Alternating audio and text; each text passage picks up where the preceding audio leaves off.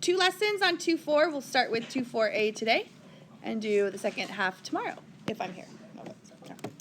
All right, so we're going to stick with polynomials, and we're going to find the zeros still. And sometimes the polynomial is so big that you cannot find the zero unless you graph it, or they give you a zero and then you can find it, okay?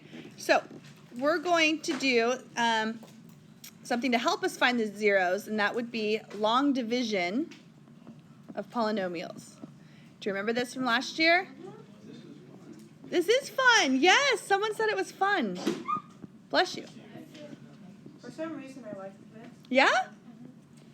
Long division of polynomials. Okay, so I have, just a few examples, like 3 or 4 maybe. We'll see how it goes. So let's just start by remembering how to divide polynomials using long division. So let's take x minus 2, and let's divide that into 6x cubed minus 19x squared plus 16x minus 4. Okay. Now there were 2 types of division that you could do with polynomials. There's long division, and do you remember the other one? It starts with an S. Synthetic. Synthetic. It is. It's better. You like synthetic better. I do too. But synthetic sometimes doesn't work. Like if you're dividing by something that's degree 2 or 4 or whatever, and you can't use it. You could have used synthetic on this, and we're going to do that tomorrow. But today we're going to focus on just long division. Okay, so here we go. No, you don't like this? No, it's so much fun. What are you talking about? So we're going to look at the first term of our polynomial on the outside, which is x, and our first term on the inside, which is 6x cubed. And then you ask yourself, what times x gives me 6x cubed? And that would be 6x squared.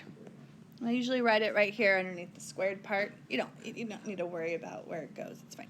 All right, so take the 6x squared and multiply it times both terms and write it here. So 6x squared times x is 6x cubed.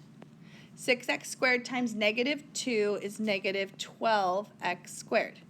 And now we're going to subtract like we do with long division. Your first term will always cancel out because that's what you've planned it to do. Then you have a negative 19 minus a negative 12 gives us negative 7x squared. Okay? Be careful on the subtraction. That's where people mess up. And it's so silly. And you're like, how did I mess that up? All right, now bring down the 16x. And repeat it. Do it all over again. So what times x is negative 7x squared? That would be negative 7x.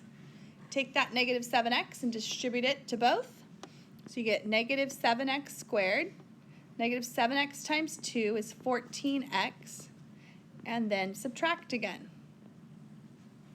Okay, 7x squared, negative 7x squared minus negative 7x squared is 0. 16x minus 14x is 2x. And then bring down the negative 4. Do it one last time. X times what is 2x? That would be a 2. 2 times x minus 4, and my remainder is 0. Okay, getting a remainder of 0 tells you a couple of things. It tells you that x minus 2 is a factor of 6x cubed minus 19x squared plus 16x minus 4. Whenever you divide something into something else, you get a remainder of 0. It's a factor of it. Like if I were to take 216 and divide it by 3, I'd get a remainder of 0 because 3 is a factor of 216. Yeah? Isn't it positive 7x? Right here? Up here? Yeah. No, it's negative. Because I was saying x times what gives me negative 7x squared? So I would need a negative 7x. Okay? Another thing that this tells me is that x equals 2 is a 0 of my polynomial. I'll just call it p of x. I don't want to rewrite it. Okay, we'll call this thing p of x. So x equals 2 is a 0. It's also an x-intercept. You know what else we know? That if I were to plug in p of 2 into my polynomial, I would get 0. 0 would come out of it. If I were to evaluate, like I said, Okay, when x is 2, what's y? Well, when you plug in 2, you get 0 because it was your remainder. All right? So we're going to write down a little something called the remainder theorem.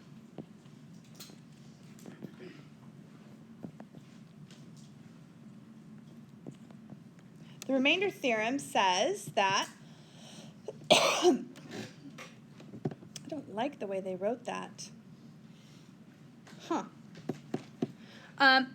If you're going to have x minus m, okay, and you're going to take that and you're going to divide that into your polynomial, but instead of doing that, if you did f of m, it's going to equal the remainder.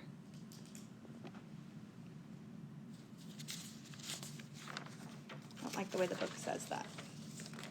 Okay, so let's do one of those. Let me show you what they're going to ask and what I mean by that. So number 2. All right. We're going to evaluate.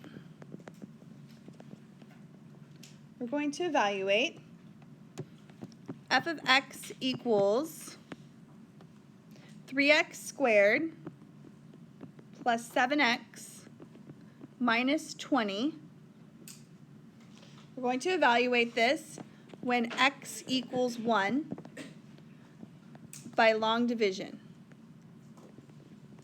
Okay, it's kind of silly to do that for this because it takes even longer when you could just plug in 1, but it's okay. All right, so to do that, what you're going to do is you're going to take x minus 1 and you're going to divide that into 3x squared plus 7x minus 20.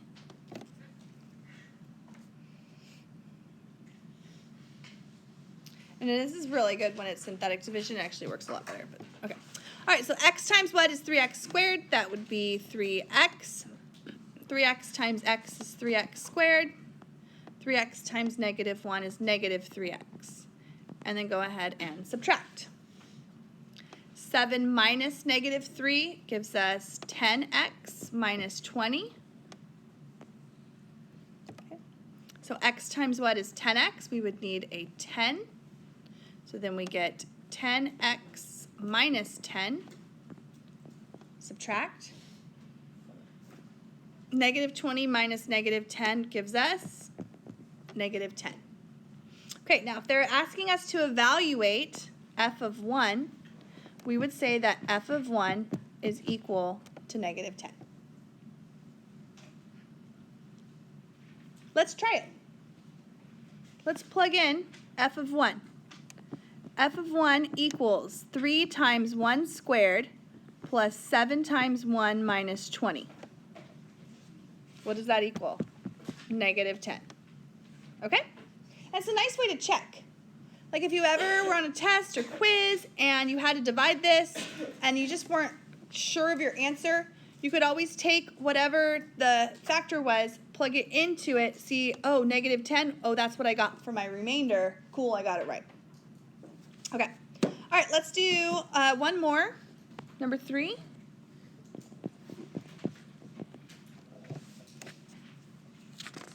One more of these. I have something else. All right. Let's take x cubed minus 1. And let's divide that by x plus 2. Wait, I think I wrote that wrong.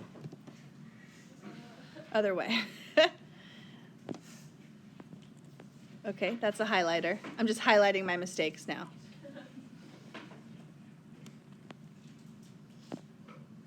Did I write it right? I think I did too. Okay, let's do this. X cubed minus 1 divided by x plus 2. Same thing. I think I wrote it right, and then I thought I was wrong. All right, let's see if you guys remember how to do this, though. Same idea, same stuff. Okay, taking a polynomial x plus 2, and we're going to do long division into this one. Now, I wrote a really long thing when it's only x cubed minus 1. Do you remember what to do? You have to fill in the blanks. Do you remember that? Yeah, so this would be 0x squared plus 0x minus 1. All right, I want you to try it. Okay, I'm going to get started. If you're still going, that's great. So I'm going to go x squared So I get x cubed plus 2x squared, and then we're going to subtract.